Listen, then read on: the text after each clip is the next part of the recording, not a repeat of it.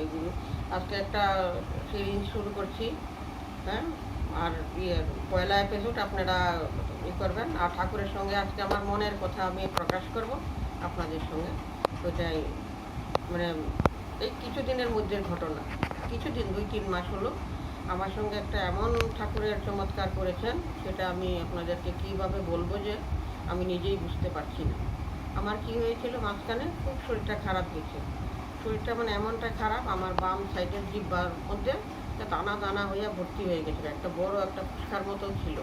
ওটা দিয়ে খেয়ে তো রক্ত বেরোতো, রক্ত বেরোয়। আমি ভাবছি ঠিক হয়ে যাবে, ডাক্তার দেখাবো। কদিন ভাবি যে ছেলেকে বলবো, তো দেখি ছেলে খুব ব্যস্ততা।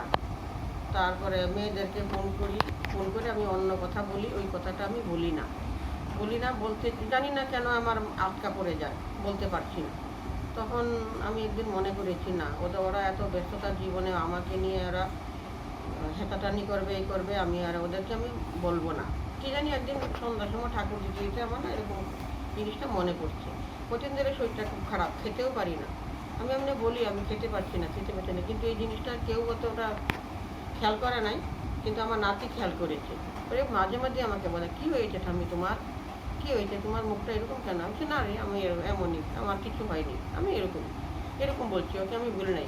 কিন্তু ঋষি আমাকে 2-3 দিন আমাকে টোকাই করেছে, ঠাম্মি কী হয়েছে, শরীর ভালো না? আমি না রে, ভালো আছে, কিচ্ছু হয়নি। কিন্তু আমি সেদিন আমার শরীরটা বহুত খারাপ গেছে, কিছুই খেতে পারি না। দুপুরে মানে একটুখানি খেয়েছি, আর চলছি ঠাকুরের নাম নিয়ে চলছি। একদিন মনে মনে বলেছি, ঠাকুর আমি কাউকে হেনস্থ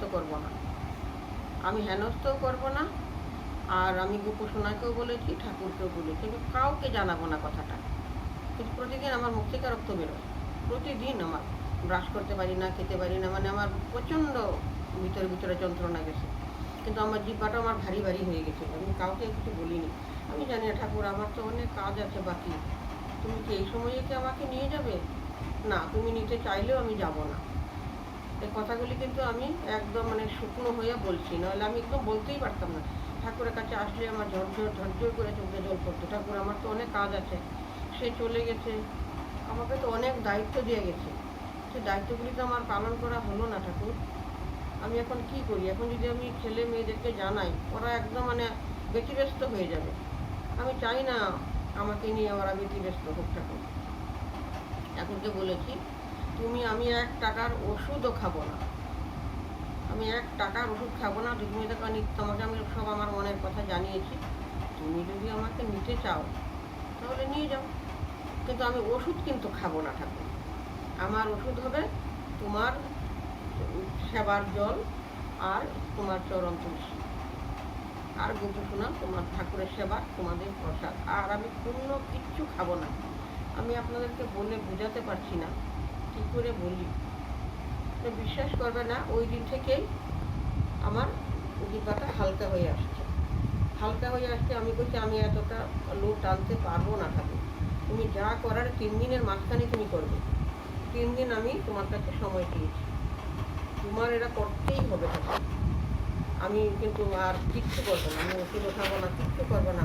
আমার সম্মিলনী বাকি আছে, আমার অক্ষয় তৃতীয়া পরে আছে, আমার এই কয়েক মাস, 1-1.5-2 মাসের মধ্যে আমার শরীরটা মানে এমনটাই ছিল। আমি এইভাবে চলছি, আমার কেউ জানে না, ছেলে মেয়ে কেউ জানে না, শুধু আমাকে ফলো করতে আমার নাতিটা 3 দিন আমাকে এসে জিজ্ঞেস করছে, কী হয়েছে ঠাম্মি তোমার?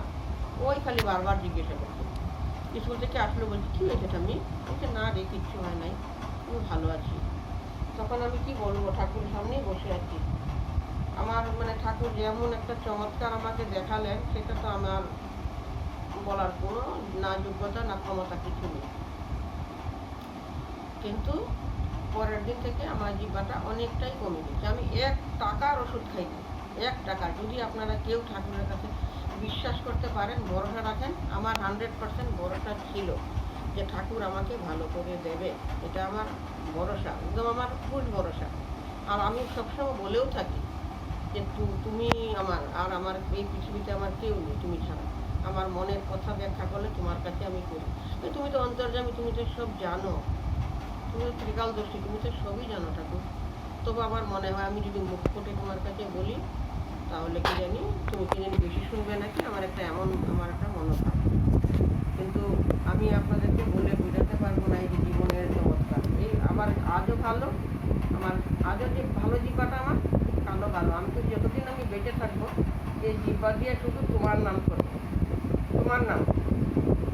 আর শেষ বারের সময় তুমি শুধু আমায় নিতে এসে থাকো, ওইটাই আমার ইচ্ছা, একদম বহুত বড় ইচ্ছা। আমি যেন যাবার সময় যেন বলতে পারি, জয় গুরু ঠাকুর, তুমি এসেছো, ঠাকুর তুমি এসেছো, আমার গুরুনা এসেছে। এটা আমার বহুত বড় ঠাকুরের কাছে চাওয়া পাওয়া। কারণ কোনোদিন কোনো কিছু করি না, এটা দেবে সেটা দেবে, যেটা তোমার খুশি। আমি সম্মেলনে যাবো, অক্ষয় তৃতীয়া করবো, এগুলো যেন আমি করতে পারি, এটা আমার একান্ত ইচ্ছা। এটা আমি অনেকটা ছিল, আমি একদম শর্টকাট বলছি, এতটা বলতে পারছি না, বলতে আমি পারবো না। আমার নিত্য যে আমার যে কষ্টটা গেছে, কীভাবে যে ঠাকুর আমাকে 1 টাকার ওষুধ ছাড়া আমাকে সুস্থ করে দিচ্ছেন, সেটা আমি কীভাবে বলি, আমার কাছে কোনো ভাষাও নেই, কোনো শব্দ নেই, আমি উচ্চারণ করতে পারি না, আমার গলা টলা শুকিয়ে যায় ঠাকুরের কাছে। এটা আমি অনেক কষ্ট করে এই ব্যাখ্যাটা দিচ্ছি।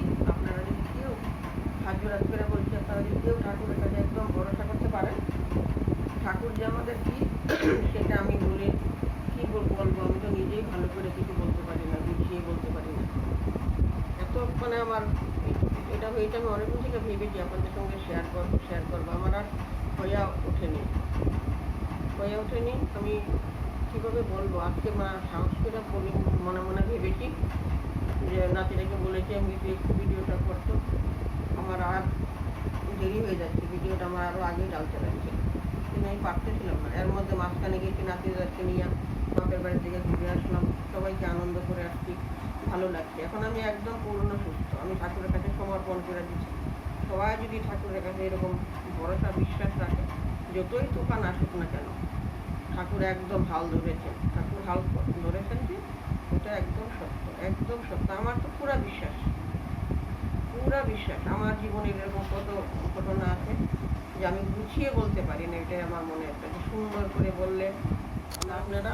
আমি আপনাদের কাছে হাত জোড়া করে বলছি, একদম ঠাকুরের কাছে ভরসা করবেন, ঠাকুর করবেন। আমি আমার জীবনে চিন্তা করছেন আপনি, আমি তো বহু ভয় পেয়ে গেছিলাম যে আমার এটা কী হলো, এটা যদি ছেলেমেয়েরা শোনে ওরা তো একদম ব্যতিব্যস্ত হয়ে যাবে। ওদেরকে আমি আজও বলিনি, আজও এই যে আপনাদের সঙ্গে শেয়ার করছি, এখন সবাই জানবে এইটা। এই জন্য ঠাকুরের কাছে ভরসা রাখেন। আমি অক্ষয় তৃতীয়াতেও যাবো, এটা আমার ভরসা। আমার সব আছে, আমার কাজগুলি ঠাকুর আমাকে যে করাবেন। ঠাকুর এমন চমৎকার দেখান, ঠাকুরের এই উপলক করছে এবং ঠাকুর কথা বলছেন, ঠাকুর হাত নাড়া দিয়ে আমাকে এরকম বলছেন যে আর তোর কাজ চোখের জল ফেলতে হবে না। আমার এখানে আসলে চোখের জল আসছে, ঠাকুর কী করি, কেন আমার এমনটা হচ্ছে। হ্যাঁ, আমি কী বলবো এখন, ছেলেমেয়েরা তো একদম ব্যতিব্যস্ত হয়ে যাবে, একদম ওরা একদম, আমি ওদেরকে জানাতেই চাইছিলাম না কথাটা, কিন্তু ঠাকুর আমার মান রেখেছেন। আমি কী বলি, ঠাকুর আমার কাছে কোনো ভাষা নেই, ঠাকুর আমার মান রেখেছেন, এটাই আমি ঠাকুরের কাছে অনেক কৃতজ্ঞ। কী বলবো, ঠাকুর আমাকে একদম আস্তে পিছিয়ে একদম ঘিরে রেখেছে। আমাকে মনে হয় ঠাকুর আমার পাশে আছে। ঘর থেকে বেরোই ঠাকুর বেরোচ্ছি, ঠাকুর এটা করছি মনে মনে বলে আমি বেরোই, কিন্তু সত্যি ঠাকুরের কাছে ভরসা রাখলে ঠাকুর করে দেন, এটা একদম সত্য। আপনারাও এরকম ঠাকুরের কাছে ভরসা রাখবেন, বিশ্বাস করবেন, দেখবেন পেয়ে যাবেন। সময় নেই, আমাদের কর্ম অনুসারে ঠাকুর সময় নিয়ে কাজটা করবেন। আজকে ভিডিওটা এখানে বিরাম দিচ্ছি। অনেক